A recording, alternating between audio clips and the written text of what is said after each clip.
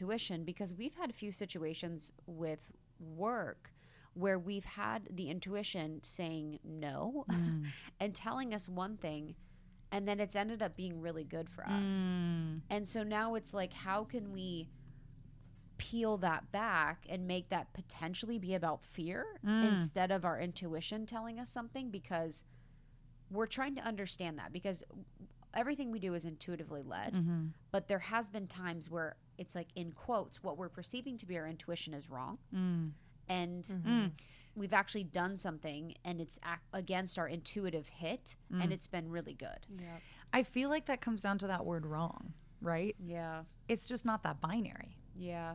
It's just not that right or wrong. Like, it could be, there could have been a reason why the intuition was saying no that you don't know, because you said yes and you went with the thing. But because you said the yes, it's almost like there is no wrong path, right? It's like, okay, so now that you've said yes, like, what are we going to do with that? Like, what's there now, right? It's, and a little bit of like letting yourself off the hook too. Like, part of me feels, you know, it's like, part of me feels like this is part of that whole, the patriarchal systems and structures of oppression that we have in the world, right? One of the things is like, things are right and things are wrong. And the other one is like, be good at this thing, or like study, be good at this thing. Or if you aren't good at it, what are you? You're bad. I don't know. What are you? It's like, there is no right or wrong really with that intuition as it relates to your path. I mean, yes, of course, if you said yes, you went against the intuition, and what might happen, like, we don't know, you know. But I also think, to me, because I believe in the universe being there to support you through your highest good. So it's like, okay, if you said yes, then like it wants to, it's like, how can I support you through that now that you've said gone against it, the intuition, right? Yeah. And it just to like expand even the ways in which we look at all of our spiritual practices, all the ways in which intuition, our relationship to our own self journey, like, I'm good, I've been meditating every day. Like, okay, well, great, that's been serving you then. If you haven't been meditating every day, are you bad? No, of course not, right? I don't know. I just don't think it's as simple as that. I don't think it's as simple as why the whys. We don't know. We're not going to know the other path, you know, that wasn't taken.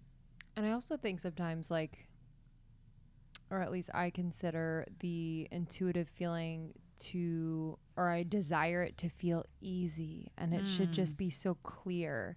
And I think with some recent decisions, like within the business, it's like we have the intuitive hit, and then there are some like growth points being presented to us personally and as business partners and as leaders that kind of disguise themselves in like, well, this feels like a no then. You know, it's almost like our rejection of the opportunity to grow as leaders or trust the team more, or whatever that is. And I think, like, for me, because we have each other, it's like we then feed off of each other, where we're like, yeah, no. Yeah, dude.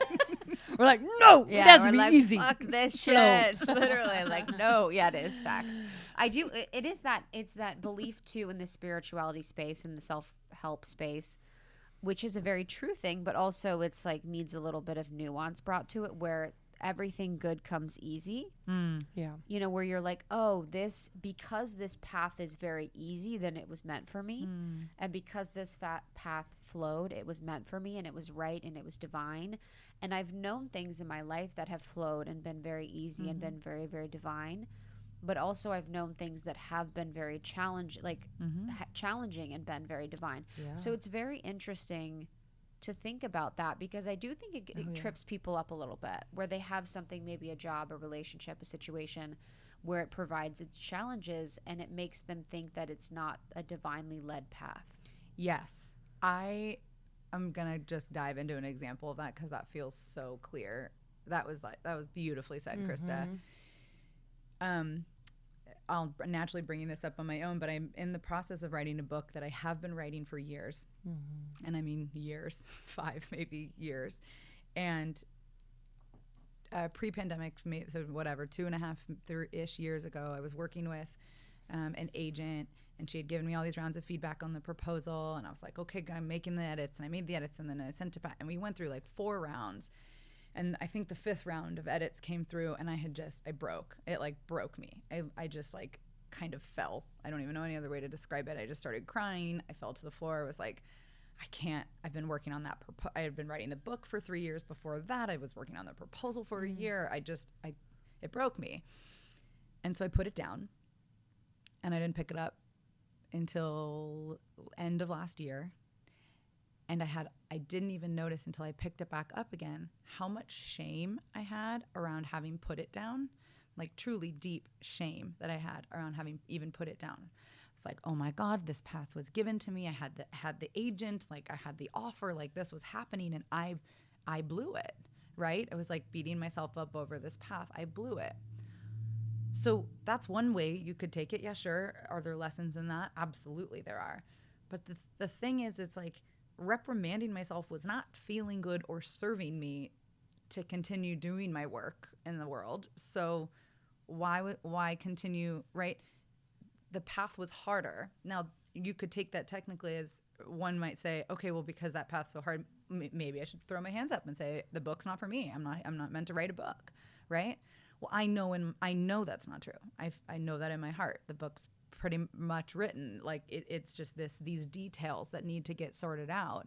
And so for me, and that this experience was about like holding on, and the shame that I felt too needs to be said was about the shame of like asking for more. And I think there's so much in that could even be talked about as it relates to the shame that sometimes women feel for wanting to ask for more, feeling like I was supposed to be feeling grateful for what I was given.